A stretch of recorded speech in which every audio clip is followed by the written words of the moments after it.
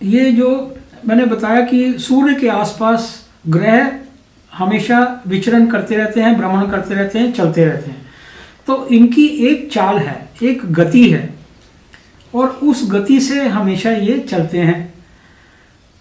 अब चंद्रमा जो है वो सबसे फास्ट मूविंग प्लैनेट गिना जाता है, सबसे तेज चलने वाला चंद्रमा है। और शनि जो ग्रह है वो सबसे स्लो मूविंग प्लैनेट गिना जाता है, सबसे धीरे चलता है।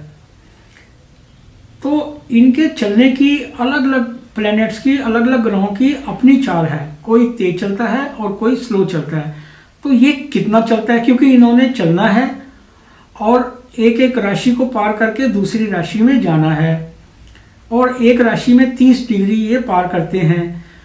तो आइए इनके बारे में इस चार्ट की सहायता से देखते हैं कि ये कितनी स्पीड पे ये चलते हैं। तो 24 घंटे में, एक दिन में ये कितनी डिग्री या कितने मिनट ये चलते हैं। तो सूर्य जो है ग्रह वो 24 घंटे में 1 डिग्री चलता है। 1 डिग्री मतलब 60 मिनट्स जो है सूर्य 24 घंटे में चलता है। तो अगर ये एक दिन में 1 डिग्री चलता है तो एक राशि जो 30 डिग्री की होती है, तो इसका तात्पर्य ये हुआ कि इस सूर्य को एक राशि पार करने में, मान लो मेष राशि से इसको वृषभ राशि में जाना है, तो ये 30 दिन लगा लेगा।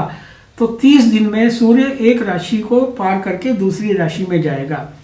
तो 24 घंटे में वो 1 डिग्री या 1 अंश चलता है। इसी प्रकार दोस्तों चंद्रमा जो है वो करीब 2.25 दिन में एक राशि पार करता है। तो अगर हम इसको अंश और कला के हिसाब से, डिग्री के हिसाब से देखें तो ये 24 घंटे में 13 डिग्री 15 मिनट, वो 13 से 15 डिग्री के आसपास ये 24 घंटे में चलता है। मंगल जो है वो 30 मिनट से लेके 45 मिनट तक 24 घंटे में चलता है। बुध को अगर देखें तो ये 65 मिनट, मतलब 1 डिग्री 5 मिनट के से लेकर 100 मिनट तक का ये समय लगाता है 24 घंटे में चलने में। और शुक्र जो है वो भी 62 मिनट से लेके 82 मिनट तक ये 24 घंटे में चलता है। बृहस्पति 5 मिनट से लेके 15 मिनट तक ये 24 घंटे में चलता है। और शनि जो है वो 2 मिनट 24 घंटे में, यानी कि एक दिन और एक रात में ये 2 मिनट ही चलता है, सबसे स्लोएस्ट मूविंग प्लेनेट है। और राहु केतु ये भी जो है वो भी 3 मिनट 24 घंटे में चलते हैं। और शनि जो है जैसे 2 मिनट चलता है, इतना स्लो मूविंग प्लेनेट है, तो एक राशि पार करते करते करीब 2.5 वर्ष इसके लग जाते हैं। राहु केतु को एक राशि पार करते करते ये 18 महीने के करीब 1.5 साल लग जाता है। मंगल भी इसी हिसाब से अगर इस चाल से चलता है तो करीब 45 दिन के करीब लग जाता है। और बुध और शुक्र को करीब 1 महीने के करीब आसपास इनको एक राशि पार करने में लग जाते हैं। जिस प्रकार हम एक दूसरे को देखते हैं, इसी प्रकार ग्रह भी एक दूसरे को देखते हैं। तो आइए अब ग्रहों की दृष्टि के बारे में समझें कि इनकी दृष्टियां कैसे होती हैं। सबसे पहले सूर्य को देखते हैं। तो सूर्य जिस स्थान पर कुंडली में बैठा होता है वहां से 7वें भाव में ये दृष्टि डालता है। तो मान लीजिए किसी का सूर्य लगन भाव में है, तो वहां से 7वें भाव में वो देखेगा 1 2 3 4 5 6 7वां भाव।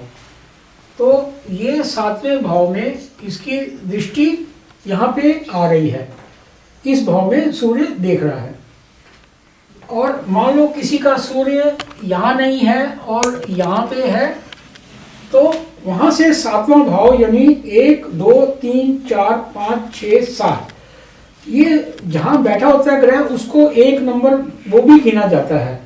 तो 1 2 3 4 5 6 7, तो यहां से उसकी दृष्टि इस भाव पे जा रही है।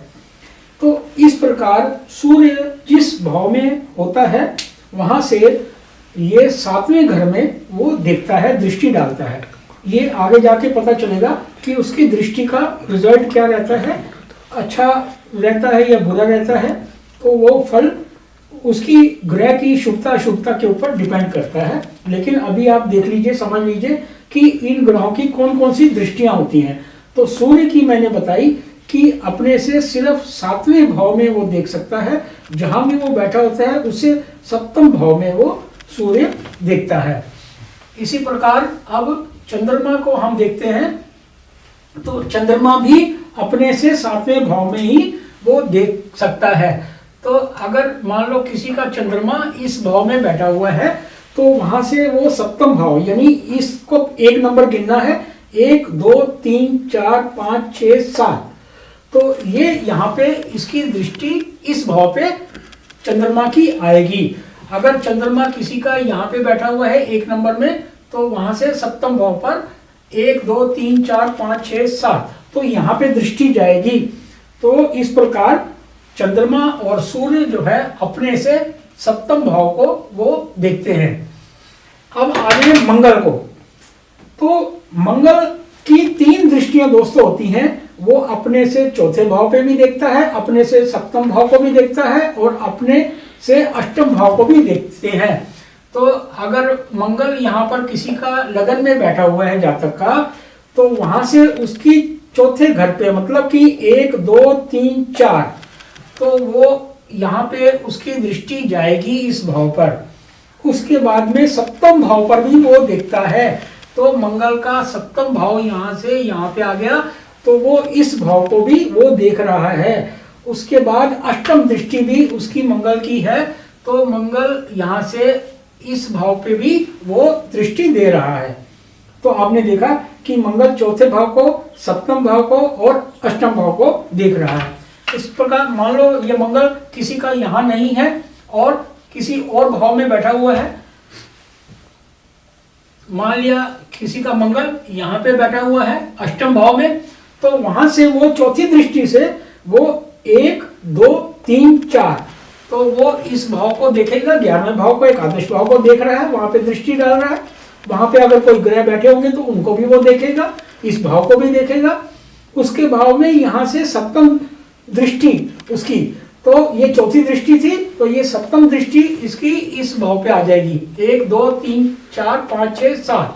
तो ये 7वीं दृष्टि से यहाँ भी धन भाव को भी वो देख रहा है। उसके बाद में उसकी 8वीं दृष्टि जो है वो यहाँ पे आ जाएगी।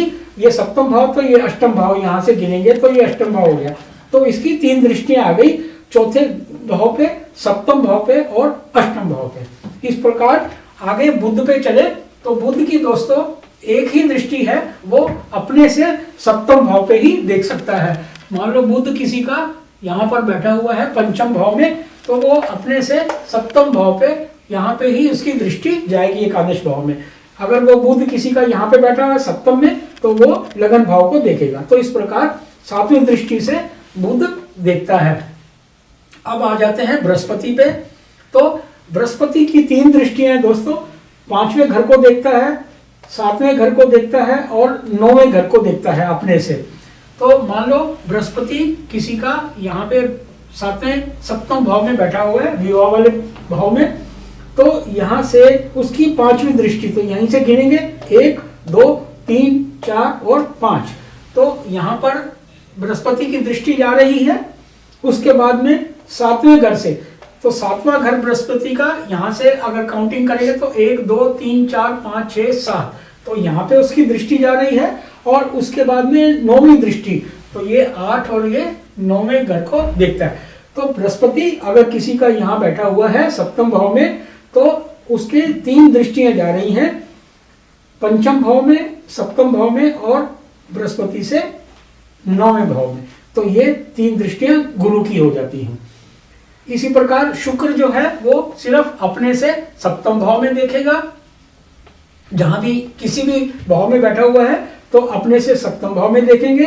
हाँ, शनि जो है वो अपने से 3रे, 7वें और 10वें भाव में, वो किसी का शनि मान लो 8वें भाव में बैठे हुए हैं, तो यहाँ से 3रे भाव में, यानी 1 2 3, तो इस भाव में उसकी दृष्टि जाएगी, उसके भाव में, उसके बाद में 7वें घर, तो शनि का 7वां यहाँ पे हो गया, इस भाव में दृष्टि जाएगी, और उसके बाद में 10वीं दृष्टि, तो ये 8 9 और 10 यहाँ पे ये दृष्टि आ गई इनकी। तो इस प्रकार शनि अपने से 3रे भाव में, अपने से 7वें भाव में और अपने से 10वें भाव में ये दृष्टियां देता है, देखता है। इस प्रकार राहु जो है वो, राहु और केतु ये जैसे बृहस्पति की दृष्टियां होती हैं 5वीं 7वीं 9वीं, वैसे ही राहु केतु की भी दृष्टियां हैं अपने से 5वें घर में, अपने से 7वें घर में और अपने से 9वें घर में। केतु भी अपने से जहां भी बैठे हुए हैं अपने से 5वें 7वें और 9वें घर में दृष्टि देते हैं। दोस्तों अब हम देखते हैं कि ग्रहों का मैत्री संबंध कैसा होता है। जैसे व्यक्तियों में दोस्ती भी होती है और शत्रुता भी होती है, इसी प्रकार ग्रहों में भी एक दूसरे से मैत्री भी होती है और शत्रुता भी होती है। तो इस चार्ट के हिसाब से मैं आपको दिखाने जा रहा हूं कि कौन सा ग्रह कौन से ग्रह का मित्र होता है और किस ग्रह से कौन से ग्रह की शत्रुता होती है। तो सबसे पहले इस चार्ट में देखा जाए तो ये पहले तो मैं नैसर्गिक मित्रता की बात कर रहा हूं जो परमानेंट होती है, हमेशा यही गिना जाएगा कि ये ग्रह इस ग्रह का शत्रु है या इस ग्रह का मित्र है। और फलादेश के हिसाब से ये बहुत इम्पॉर्टेंट भी, महत्वपूर्ण हो जाता है, क्योंकि अगर मान लो 1-2 ग्रहों की दशा चल रही है और वो आपस में मित्र हैं तो वो उस जातक की दशा अच्छी हो जाएगी। और अगर 2 दशाएं चल रही हैं, महादशा और अंतरदशा, तो एक ग्रह दूसरे ग्रह का शत्रु है तो वो जातक के लिए वो परेशानी का समय हो सकता है। तो ये महत्वपूर्ण चीज होती है कि ग्रह कौन से ग्रह के शत्रु हैं और कौन से मित्र हैं। और इसी प्रकार अगर कोई ग्रह किसी मित्र के ग्रह भाव में ही बैठा होता है तो वो भी अच्छा हो गया हमारे लिए, उस जातक के लिए। अगर कोई ग्रह किसी शत्रु के राशि में बैठा हुआ है जाके उसके भाव में, तो वो ये हमारी कुंडली के लिए अशुभ माना जाता है। तो आइए चार्ट के हिसाब से देखते हैं कि कौन सा ग्रह किसका मित्र है और कौन सा शत्रु है। अब सूर्य को देखें तो सबसे पहले ये मित्र कौन से हैं सूर्य के, चंद्र, मंगल और बृहस्पति ये इसके मित्र हैं, और शुक्र और शनि इसके सूर्य के शत्रु हैं। बुध जो है सूर्य का सम है, ना ये मित्र है ना हो शत्रु है, तो ये सम हो गया बुध। इसी प्रकार चंद्रमा के सूर्य और बुध जो है वो मित्र हैं, इसका कोई चंद्रमा का शत्रु नहीं होता।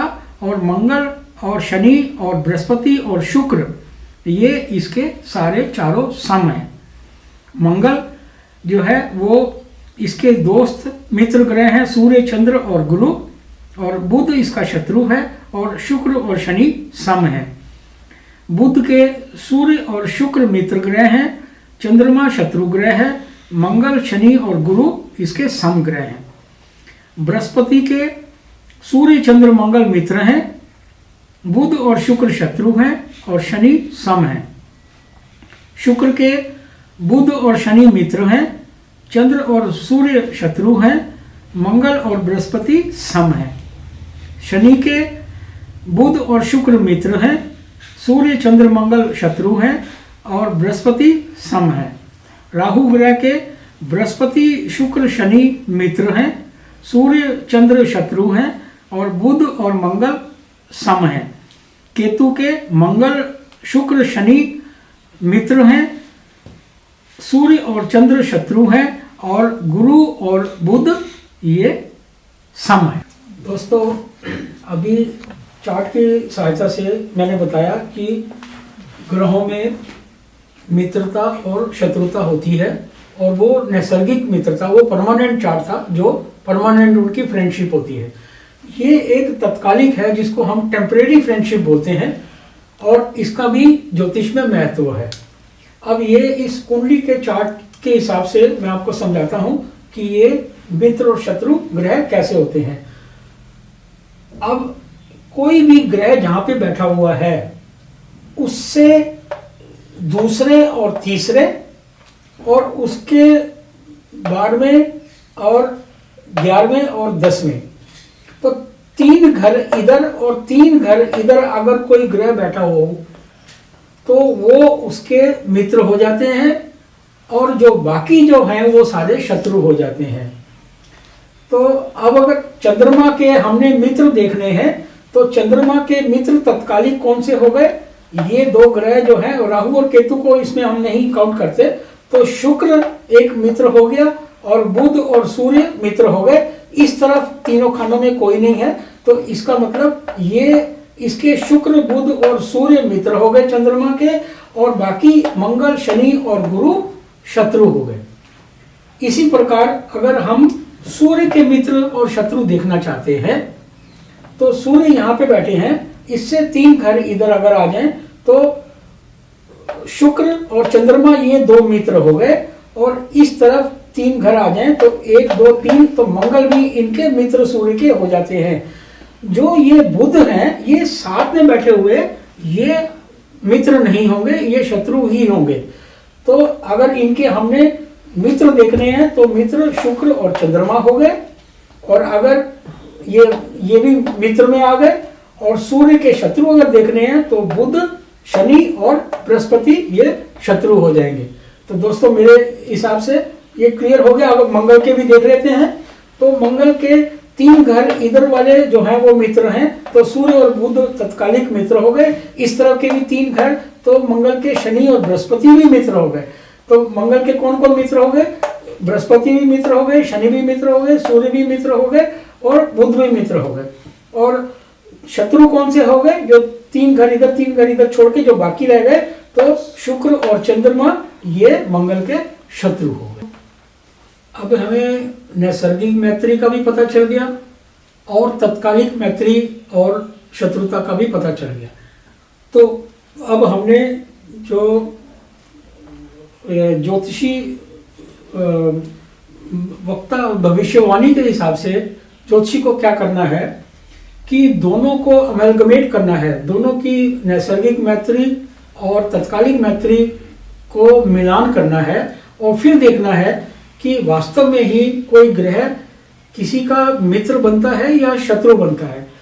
तो अब जैसे सूर्य का चंद्रमा नैसर्गिक में मित्र है, और तत्कालिक कुंडली के हिसाब से जब हमने उसका देखा तो वो मित्र नहीं रहा, वो वहां पे शत्रु निकल आया। तो सूर्य का चंद्रमा वहां पे जाके तत्कालिक मैत्री में वो शत्रु बन जाता है।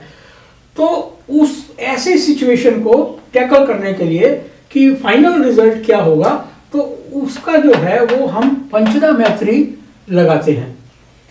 तो मान लिया नैसर्गिक में किसी का कोई ग्रह एक दूसरे से मित्र बनता है नैसर्गिक में, जैसे मैंने सूर्य और चंद्र का उदाहरण दिया, और तत्कालिक में कुंडली में जाके अगर हमने देखा तो वहां भी वो ग्रह मित्र बनता है। जैसे मैंने बोला ग्रह जहां तत्कालिक में बैठा हुआ है, 3 घर बाएं और 3 घर दाएं, वो सारे मित्र होते हैं। तो वहां भी अगर वो मित्र बन जाता तो दोनों जगह पे अगर वो ग्रह मित्र है तो उसको हम अधिमित्र बोलेंगे। तो इसका मतलब है कि वो दोनों में दोस्ती अच्छी है और उसके रिजल्ट्स हमें आगे जाके ज्योतिष में अच्छे मिलेंगे। मान लो ऐसे मित्र और मित्र दोनों जो अधिमित्र हो जाते हैं तो वो इनकी दशा आ जाती है, तो वो रिजल्ट्स हमें अच्छे मिलेंगे।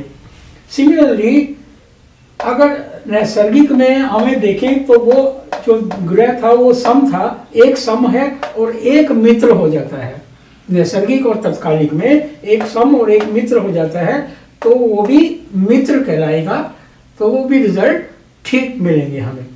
देन एक शत्रु तत्कालिक और नैसर्गिक के हिसाब से एक शत्रु बन जाता है और एक मित्र बन जाता है, तो वो सम हो जाते हैं। इसी प्रकार अगर नैसर्गिक और तत्कालिक में भी 2 ग्रह आपस में शत्रु और शत्रु ही निकलते हैं तो वो अधिशत्रु हो जाते हैं। इसी प्रकार एक में सम आ जाता है और दूसरे में शत्रु आ जाता है, उस हिसाब से तो वो शत्रु गिना जाएगा।